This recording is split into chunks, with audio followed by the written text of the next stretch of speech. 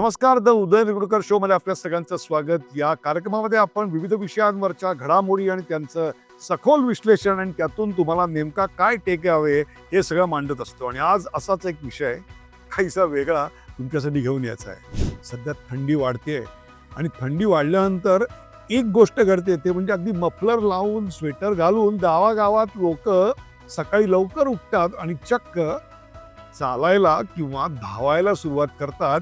आणि आपण यावेळेला फिट व्हायचंच असा संकल्प प्रत्येकजण करत असतात. आणि त्यातून पहाटे गावात जर चक्कर मारली तर आपल्याला दिसतं की जणू काही अख्खं गावच धावायला बाहेर पडलं. ही सगळी मंडळी का धावतायत? त्यांच्या धावण्याचं कारण काय? धावण्यातून त्यांना काय मिळतं? काही ठिकाणी रन क्लब सुरू झाले, तर काही ठिकाणी मॅरेथॉनच्या स्पर्धा देखील सुरू झाल्या आहेत. हे सगळं पळण्याचं जे आपलं क्षेत्र आहे त्याच्याविषयी आपण जाणून घेणार आहोत आजच्या या कार्यक्रम.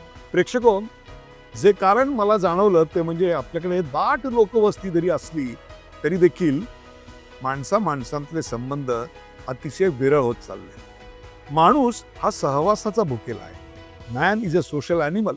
त्यामुळे त्याला इंटरॅक्शन करण्यासाठी म्हणून कोणीतरी हवं असतं. मग ते इंटरॅक्शन करणारं न्यूक्लियस फॅमिलीमुळे पूर्वी काका, मामा, आजी, आजोबा हे सगळे घरी असायचे. आणि आता आई वडील कामावर आणि एकुलता एक पोर आणि आजूबाजूच्या घरांची दारं बंद, अशा अवस्थेत एका लोनली अशा मानसिकतेत आणि वातावरणात वाढलेली मुलं जेव्हा मोठी होतात तेव्हा त्यांची संवादाची भूक खूप वाढत जाते. आणि त्याचबरोबर फिटनेसचा फंडा देखील डोक्यात परफेक्ट बसतो आणि प्लेजर म्हणजे आनंद मिळवण्याच्या जागा देखील कमी होत जातात. म्हणजेच थकवणाऱ्या एंटरटेनमेंट वाढत जातात, पण स्वतःच्या देहावर केलेली अशी आराधना मात्र कमी होत जाते. म्हणूनच ही सगळी तरुणाई थंडी पडायला लागली, पाऊस संपला की धावायला सुरुवात करते. तोच मोसम आता सुरू झालाय. बघा, तुमच्या गावात देखील असेच सगळेजण धावायला लागलेले आहे. मला सांगा, याच्यात कोण धावत नाही हो? जरा पळणाऱ्यांकडे नीट निरखून बघा. यात वृद्ध आहेत, 50-60ची लोक आहेत, तरुण तरुणी आहेत, एखाद्या कंपनीचा CEO आहे आणि त्याच्या पाठोपाठ धावणारा त्याचा पिऊन देखील आहे, एखादा सेलिब्रिटी देखील आहे, तर दुसरीकडे एखाद्या कंपनीचा मोठा संचालक देखील आहे. सर्वजण सध्या फक्त धावतायत. आता यातल्या कित्येकांना आम्ही थांबून विचारलं, का रे बाबा तू का पळतोयस? तर तो म्हणला फिटनेससाठी, दुसरा म्हणला पेशन्ससाठी, आता तिसरा म्हणला रोज पळतो अंगामध्ये एक शिस्त बांधवण्यासाठी. म्हणजे प्रत्येकाचे हेतू कसे वेगवेगळे आहेत बघा, पण क्रिया मात्र एकच, ते म्हणजे धावणं, पळणं, रोज धावणं, रोज पळणं. यात फक्त धावणं असतं का? तर नाही.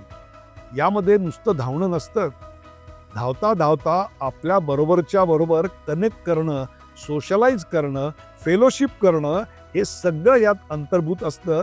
म्हणजे हा एक सांस्कृतिक अनुभव असतो की ज्याची परिणती एका क्रीडा प्रकारात होते. आणि म्हणूनच गावागावात चक्क या काळात मॅरेथॉन स्पर्धा ऑर्गनाईज केल्या जातात. यात वृद्धांसाठी अगदी 1 किलोमीटर भरभर चालण्याची, तर बिगिनर्ससाठी 5 किलोमीटरची, तर प्रोफेशनल्ससाठी 21 आणि 42 किलोमीटरची स्पर्धा देखील असते. आणि त्याला मोठी मोठी बक्षिसही असतात. पण हे जरी होत नसलं तुमच्या गावात, तरी हे जे पळण्याचे क्लब आहेत ना, ते पळण्याचे क्लब सध्या एवढे पॉप्युलर झालेत की त्या छोट्या छोट्या पळणाऱ्या क्लबमध्ये एकही सेलिब्रिटी नसला तरी देखील त्याचं महत्त्व ओळखून स्पोर्ट्स शूज बनवणाऱ्या, स्पोर्ट्स वेअर बनवणाऱ्या अनेक कंपन्या त्यांना छोट्या मोठ्या इव्हेंटसाठी चक्क स्पॉन्सरशिप देत असतात. असे काही क्लब मला माहिती आहेत की ज्यांच्यामध्ये सभासद संख्या आता तब्बल 25,000च्या वर गेली आहे. बरं, हे फक्त पळण्याकरता एकत्र येत नाहीत बरं का.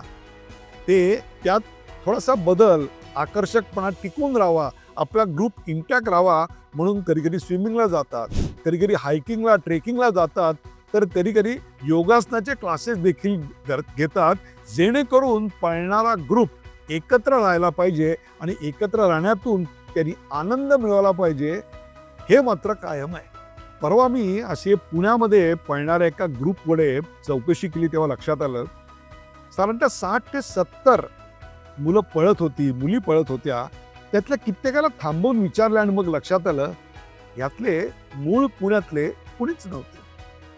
बरेचसे होते ते सोलापूर, कोल्हापूर, सांगली, सातारा, धुळे, जळगाव अशा लांबच्या भागातनं आलेले, तर काही चक्क बिहार किंवा आंध्रातनं किंवा कर्नाटकातनं आलेले. त्यांचं स्वतःचं रक्ताचं नात्याचं असं इथे कोणीच नाही.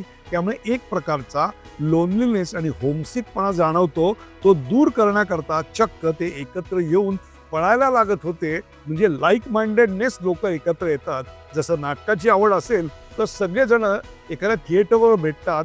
जर आणखीन दुसऱ्या कुठल्या गोष्टीची आवड असेल तर समजा शास्त्रीय संगीत, तर शास्त्रीय संगीताच्या मैफिलीला भेटतात. तशी ज्यांना पळण्याची फिटनेसची आवड असेल, असे लाईक माइंडेडनेस एकत्र आले की आनंदाला अक्षरशः उधाण येतं. अर्थात इथं पुरुषांबरोबर महिलाही धावतात. त्यामुळे अनेकदा काही शुभमंगल सावधान हे देखील जमतात. म्हणजे पळणं हा डेटिंग ॲप आहे का? तो उद्देश नाही, पण तसं होऊ मात्र शकतं. तेव्हा जर तुम्हाला तुमचा लोनलीनेस घालवायचा असेल तर डेटिंग ॲपकडे जायची गरज नाही आहे. You can just start running. आता दिल्लीसारख्या ठिकाणी मात्र मोठा गंभीर प्रश्न आहे. कारण तिकडे हायकोर्टानेच शाळांना सांगितलंय की दिल्लीतली हवा इतकी खराब आहे की मुलांना पीटीच्या तासाला सुद्धा वर्गाच्या बाहेर आणू नका. त्या हवेत जर मुलं गेली आणि खेळली तर कित्येक सिगरेट पेल्याने त्यांना जेवढे दुष्परिणाम होतील तेवढे त्यांना जाणवतील. त्यामुळे दिल्लीमध्ये सध्या पळणं बंद आहे, परंतु इतर भागात मात्र, इतर गावात मात्र पळणं जोरात सुरू आहे.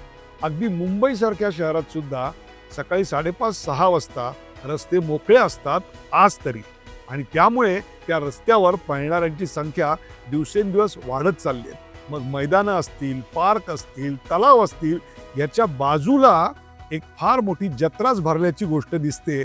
मग तिकडे विविध प्रकारचे व्हेजिटेबल ज्यूस देणारे, चहा देणारे असे ठेरे लागतात आणि जणू काही एक गाव सजल्यासारखं पहाटे फुलून येतं. काही ठिकाणी याच्यातनं एक बिझनेस मॉडेल तयार झालंय.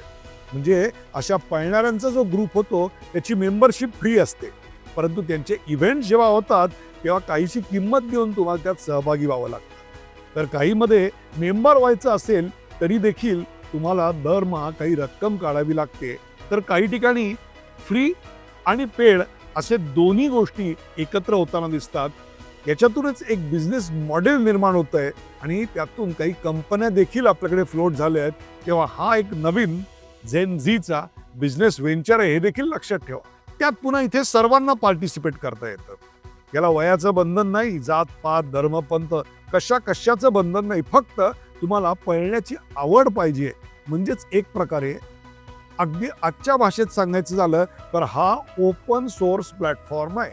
पुन्हा यात पळणं हे कुठल्या रेकॉर्डसाठी नाही आहे, आनंदासाठी आहे. आता कोणाला आनंद 2 किलोमीटर धावून मिळेल तर कोणाला 10 किलोमीटर धावून मिळेल, पण रोज धावणं अत्यंत महत्वाचं. म्हणून तर तुम्हाला सकाळी गावागावात ही अशी पळणारी माणसं दिसतात. मग शेवटी मला सांगा, ह्या सगळ्या एपिसोडचा टेकअवे तुमच्यासाठी काय आहे?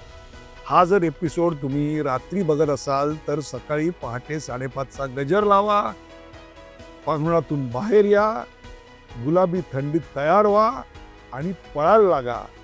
चरैवती चरैवती चरैवती, कीप वॉकिंग. तुम दौडो, देश दौडेगा. धन्यवाद. हा एपिसोड आपल्याला कसा वाटला ते आम्हाला जरूर कळवा. कॉमेंट करा, लाईक करा, शेअर करा, सबस्क्राईब करा, याबद्दल चर्चा करा आणि असेच नवनवीन विषय घेण्याकरता आम्हाला नवीन आयडिया सुचवा. पाहत राहा द उदय निरगुडकर शो.